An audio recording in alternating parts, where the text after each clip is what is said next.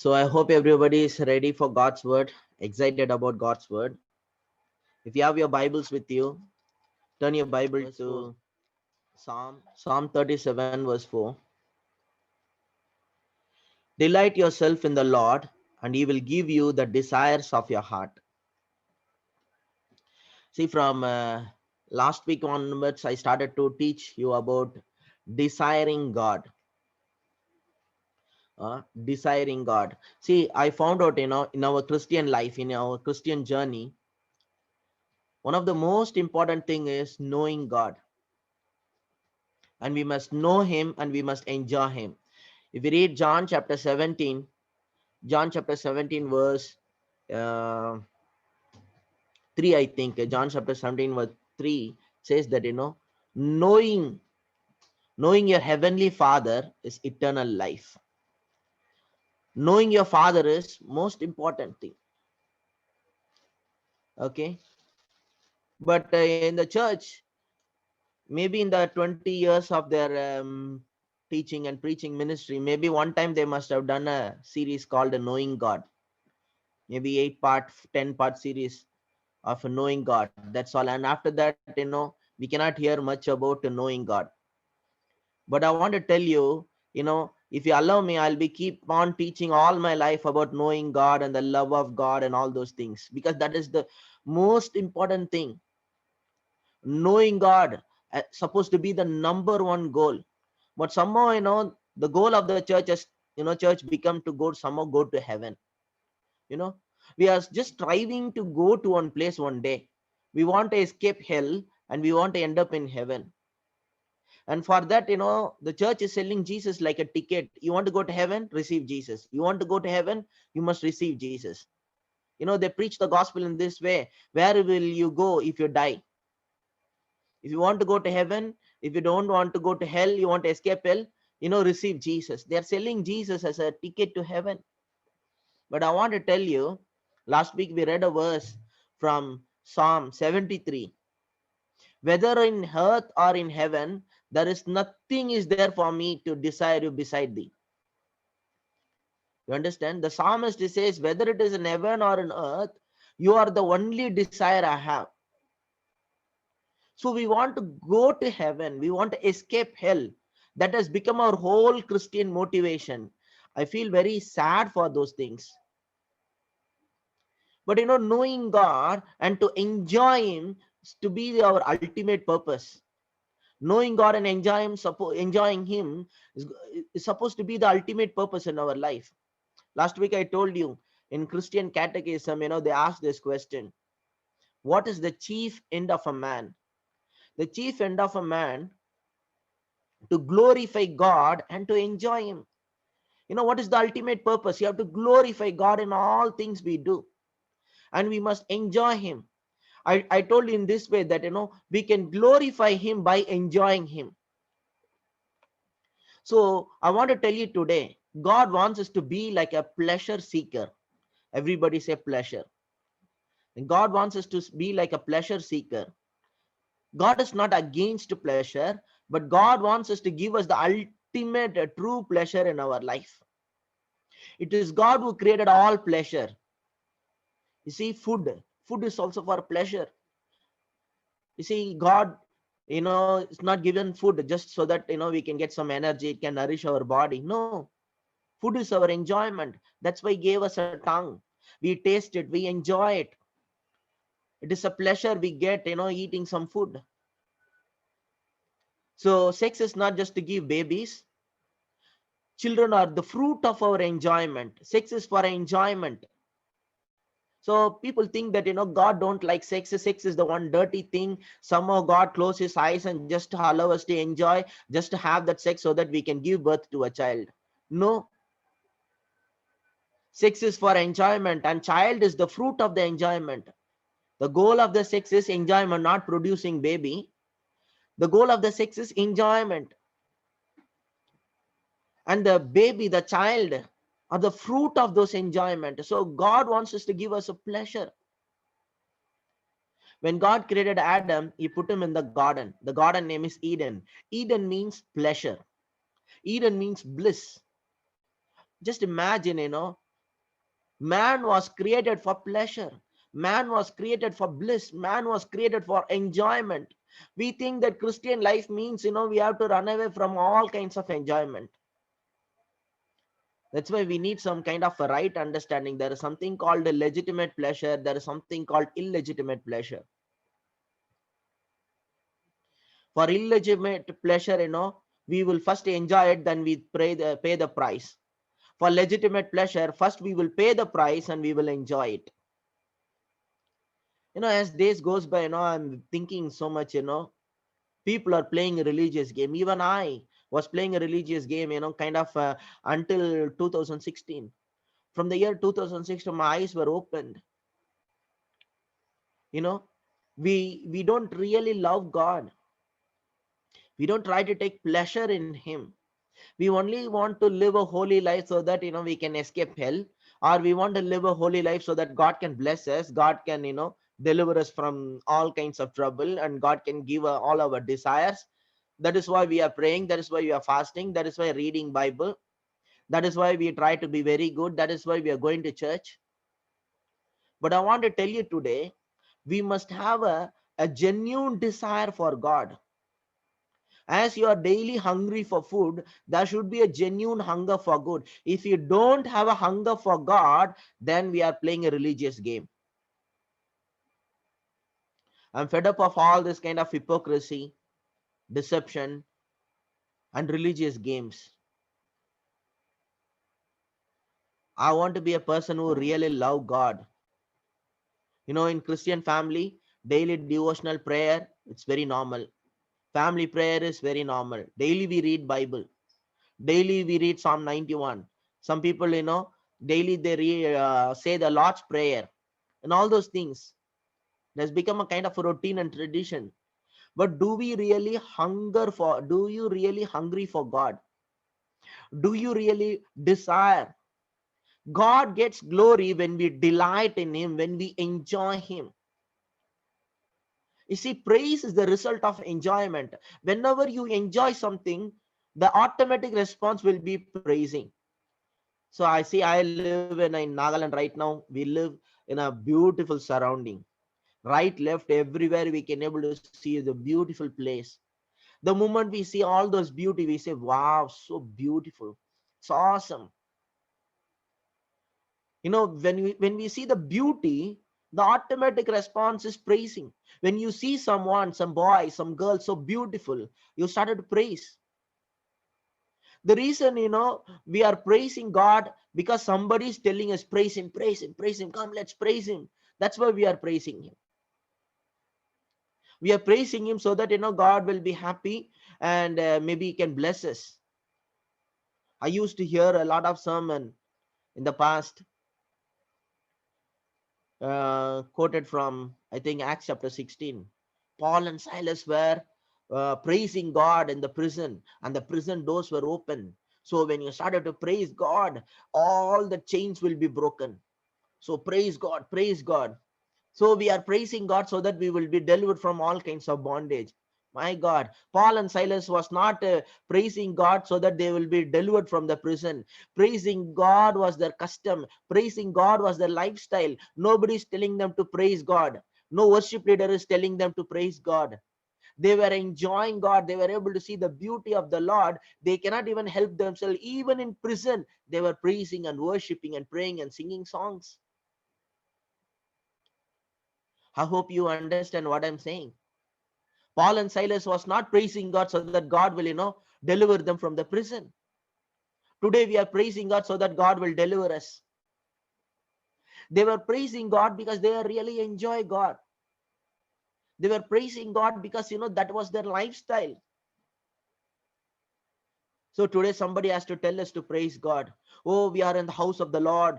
We have to praise him, brother. He is worthy of all praises. He deserves the glory. He deserves the honor. And we sing songs.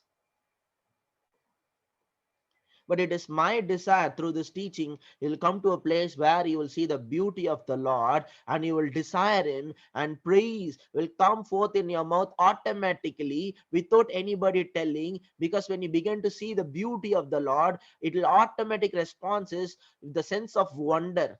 and sense of wow, sense of awe, where you'll automatically praise him. We don't need anybody to come and tell us to praise him. If you're really hungry for him, you will praise him. If you're really seen his beauty, you will praise him. Bible tells us, delight yourself in the Lord. Just imagine, do you really delight yourself? When we delight ourselves in the Lord, God gets glory out of it. God is the most beautiful person in this world.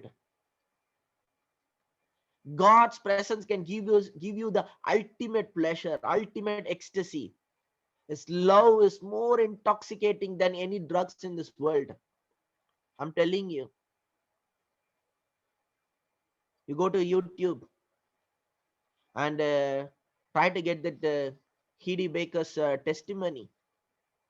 How she was, started to have an encounter with the love of God.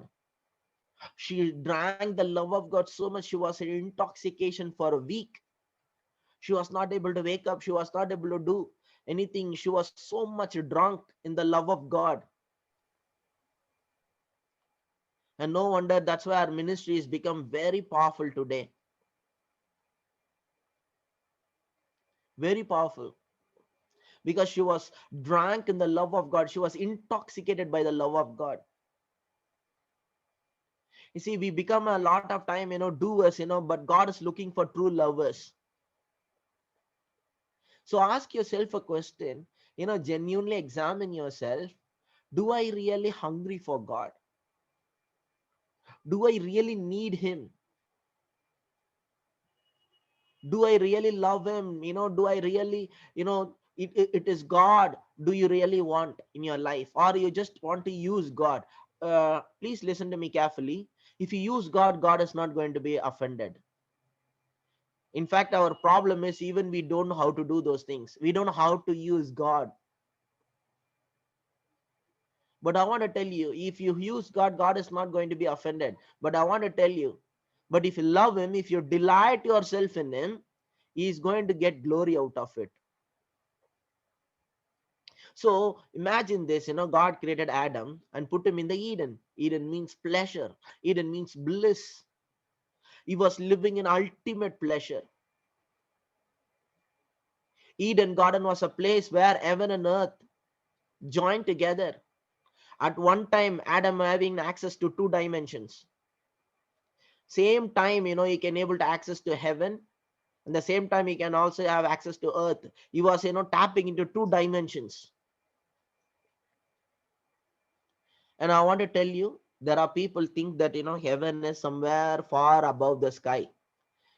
That is the Sunday school thinking. If you think that heaven is somewhere far above the sky, that is a Sunday school thinking. I want to tell you, heaven is an invisible dimension. Earth is a visible dimension and heaven is an invisible dimension. You understand?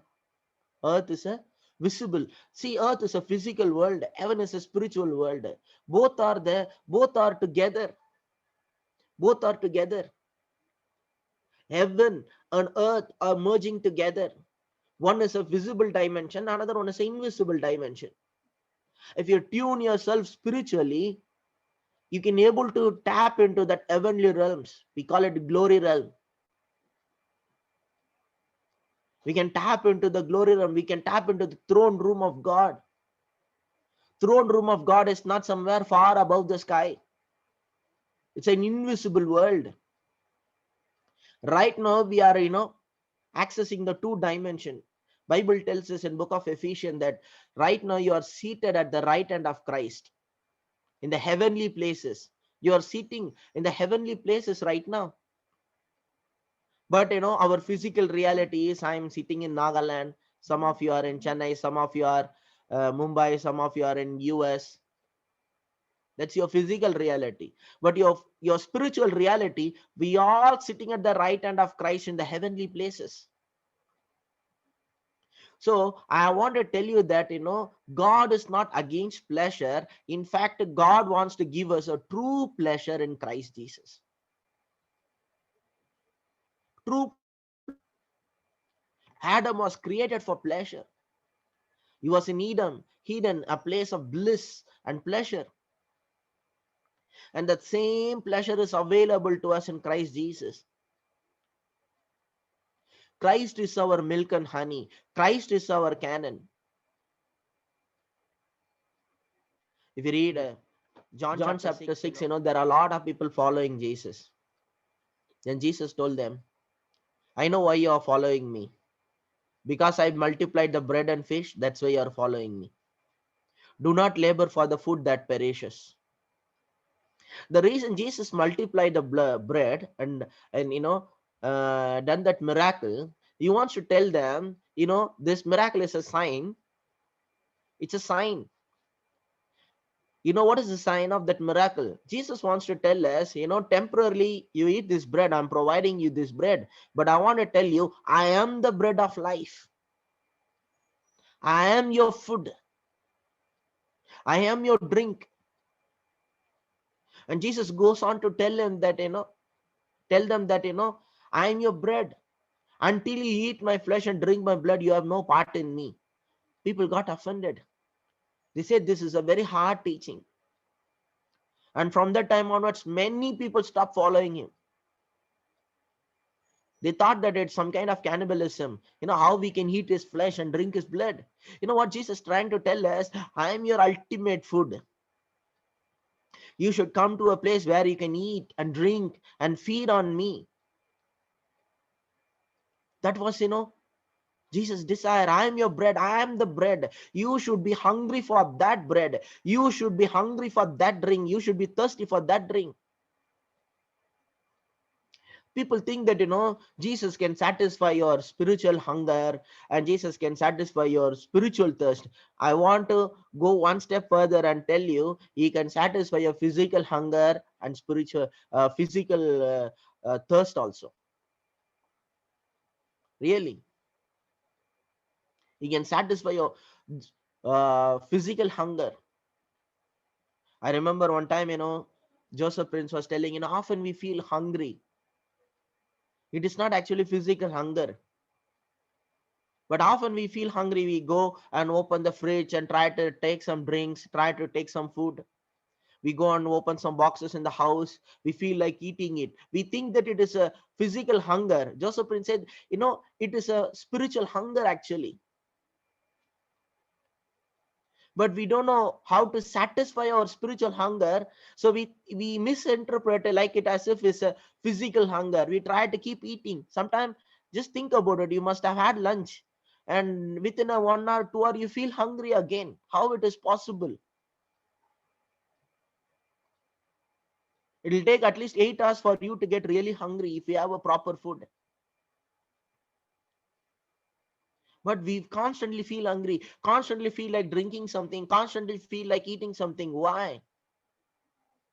Why? Because, we are not coming to a place of ultimate enjoyment in Christ. See, today I want to tell you, God wants us to be as a Christian hedonist. Hedonists means like, pleasure seekers. There are people who are just seeking all kinds of pleasures in this world. So God wants us to be a pleasure seeker. And we should learn to seek the pleasure in him.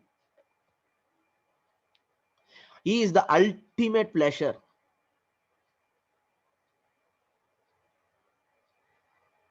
I want to tell you this.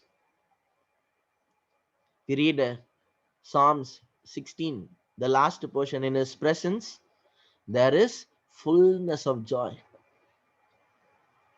You tell me where you can able to get that fullness of joy apart from God's presence. You tell me, is there any place in this world if I can able to get the fullness of joy? You please suggest me. I try those places.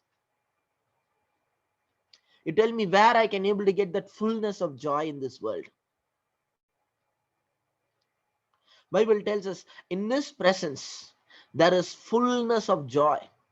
At his right hand there are pleasures forevermore. Bible tells us at his right hand there is an ecstasy. Bible tells us that at his right hand, you can get intoxicated.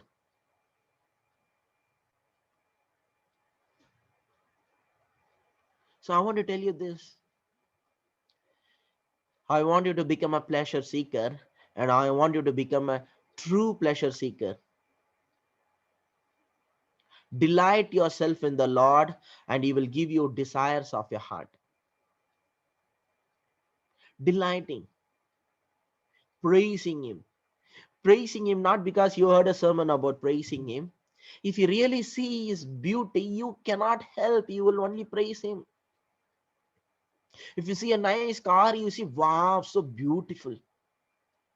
If you have a car which is so beautiful, if you love it, you will take half an hour to describe about all the specification, all the good things the car has, and all the facilities the car has. You'll start to describe those things. You'll praise those car. The reason praising God become difficult, or we praise God mechanically, because we don't know how beautiful our Lord is. Worship is nothing but adoration, admiration.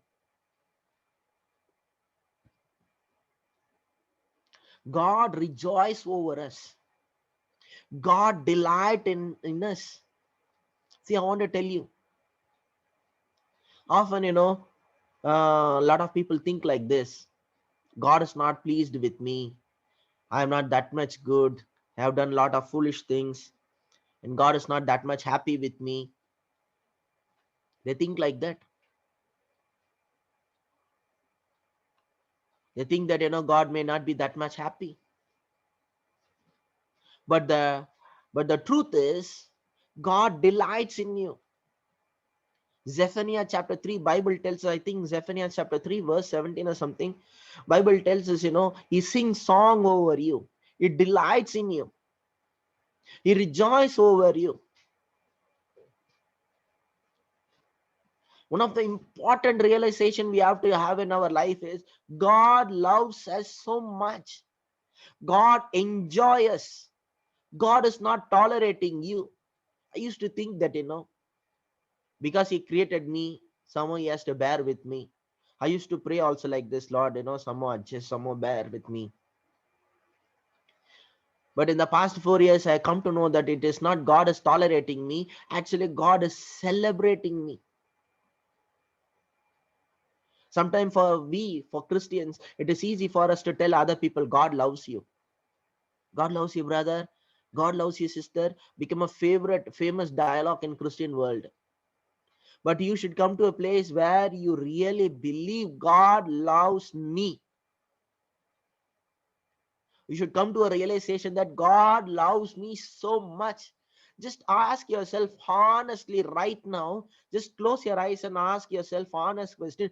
Do you really believe that God loves you so much? Everyone, just wherever you are sitting right now, just close your eyes and ask yourself this question. Do I really believe that God loves me so much? Do I really believe that God celebrates me? Do I really believe that God delights in me? Ask yourself a question. Do I really believe God loves me? Do I really believe that God celebrates me? My God, He rejoices over you. The moment He sees you, feel like kissing you. The moment He sees you, He feel like hugging you. His heart melts for you. He is delighting in you. When He sees you, He say, wow. Do you believe that? I'm telling you, it is hard even for me to believe that God looks at me and say, wow. But that's the reality. God delights in us. God rejoices over us. He's singing a song for us. God is admiring us. We are God's dream in manifestation. You know why I'm saying this? God enjoys us so much. But do you enjoy Him? Do we enjoy Him? Do we desire Him so much in our life? That's my question. You understand what I'm saying? God is delighting in us. God calls us his beloved. God is rejoicing over us. God is celebrating us.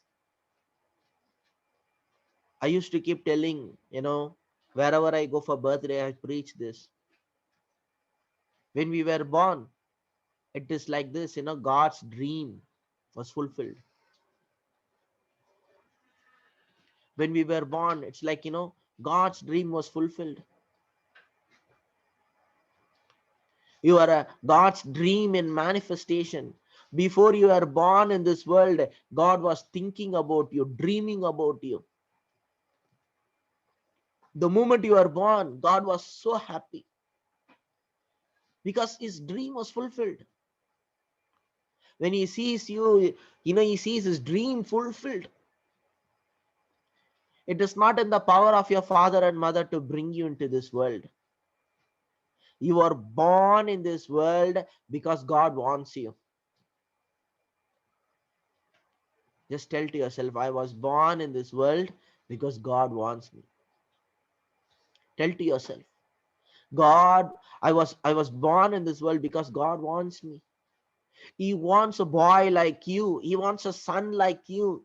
That's why you are born in this world. He wants a daughter like you. That's why you are born in this world. So much of, today is a Sunday. I'm telling all over the world, people wear a nice dress. They go to church. They go to church and they sing a song and they do all these things just as a duty. We know how to conduct ourselves in the church. We know how to sing song. We know how to behave as a Christian. But in essence, we don't really passionate about him. In essence, we don't really love him. We are so jealous for, doctrine, fighting with people for doctrine. This is wrong, this is right.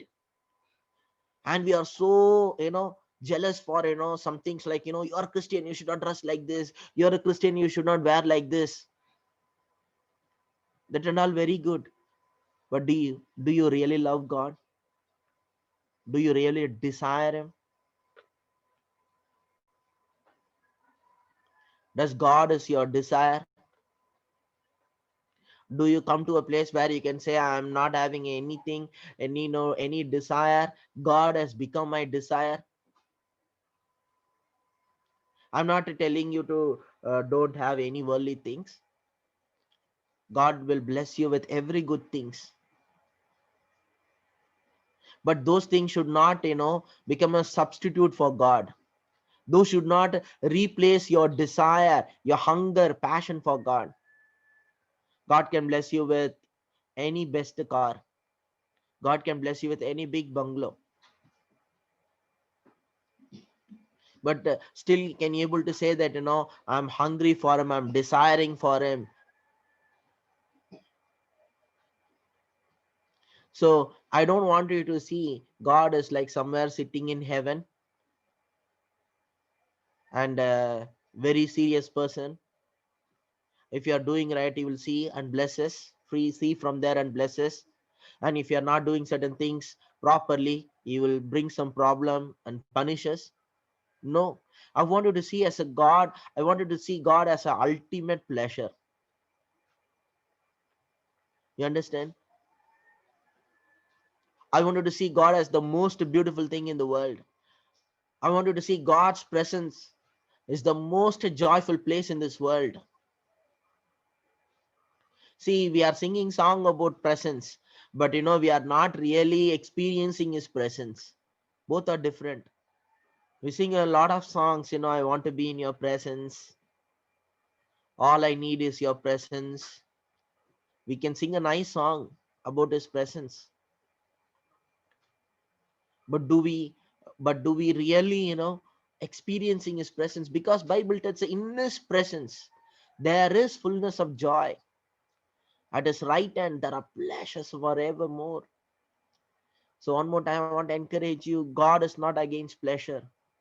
I want to tell you, God himself is the ultimate pleasure. We should come to a place where we can able to seek ultimate pleasure in Christ Jesus. I'm not here talking something spiritually, very religiously. I'm talking, as a simple person, one of the greatest truth in this world. God Himself is the ultimate pleasure. Every other pleasure which you see in this world, that is temporary and that is lesser pleasure. The greatest pleasure in God Himself. If you have encounter with God, I'm telling you, you'll fall flat. I will tell you. I'm telling you, you'll be intoxicated. We are not having an encounter. We only have a programs, religious programs. So with this, I'll close for today. Let's pray now.